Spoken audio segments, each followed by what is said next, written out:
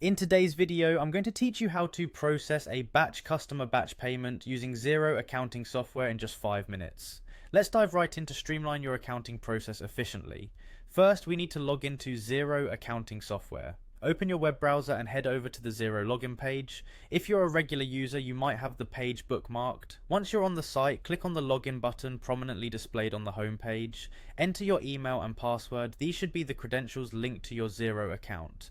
For security reasons, make sure your password is strong and not easily guessable. After entering your details, click the login button to access your dashboard. Once you're logged in, navigate to the dashboard. This is the central hub of your Xero account where you can access various features. From here, look for the Business tab, click on it and a drop-down menu should appear. Within this drop-down, select Invoices. This is where you'll manage your incoming and outgoing invoices. It's essential to keep this section organized to ensure you're on top of all financial transactions.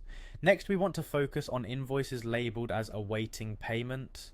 By clicking on this option, you'll see a list of customers who owe you payments. This helps you keep track of which funds are still pending. With that in view, proceed to the search bar. This handy tool allows you to quickly find specific transactions or invoices. Type in any details related to the transaction you're handling, then hit search. You might have to repeat this search step to refine your results, especially if you have a large volume of transactions. Once you've found the relevant transactions, it's time to select them. Typically there's a checkbox next to each transaction. Check the boxes for those you wish to include in your batch payment. With the transaction selected, find the deposit button and click on it. Doing this starts the process of batching these payments together. You'll need to enter a reference at this point. This could be anything that helps you identify this batch easily in the future. Select the bank account you'd like the payment to be deposited into. This should be one linked to your Xero account.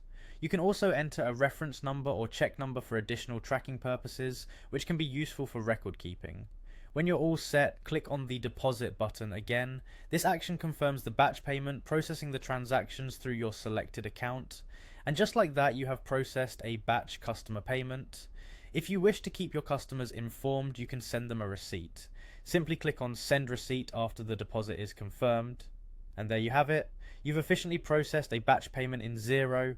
By following these straightforward steps, you can keep your financial workflows smooth and effective. Thanks for watching, and feel free to revisit this guide whenever you need help processing your batch payments.